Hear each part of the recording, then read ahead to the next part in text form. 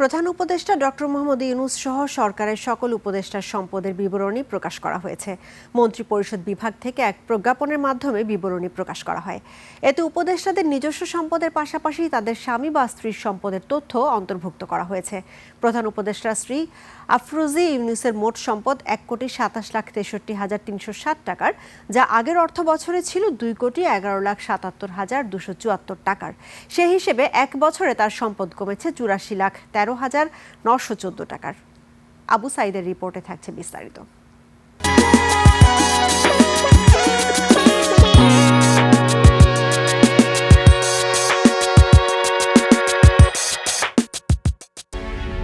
জুলাই গণঅভ্যুত্থানের ফলে গঠিত অন্তর্বর্তীকালীন সরকারের প্রধান উপদেষ্টা ডক্টর মোহাম্মদ ইউনূস জাতির উদ্দেশ্যে দেওয়া ভাষণে সকল উপদেষ্টার সম্পদের বিবরণী প্রকাশের কথা জানান।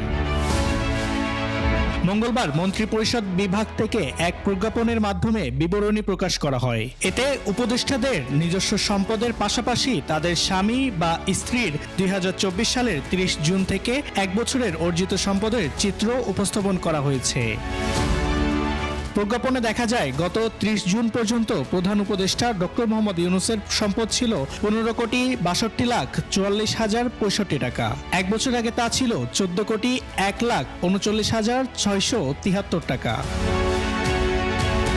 প্রধান উপদেষ্টার স্ত্রী আফরোজা ইউনূসের সম্পদ বিবরণী তথ্য অনুযায়ী তার এক বছর আগে সম্পদ ছিল ২,১১,৭৭,২৭৪ টাকা। তা কমে হয় ১,২৭,৬৩,৩৬০ টাকা।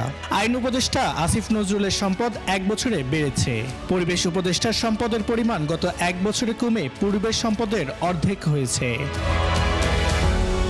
এদিকে ছাত্র উপদেষ্টা আসিফ মাহমুদ সজীব ভুঁইয়ার পূর্বে কোনো সম্পদ না থাকলেও বর্তমান সম্পদ ১৫,৩৪,৭১৭ টাকা।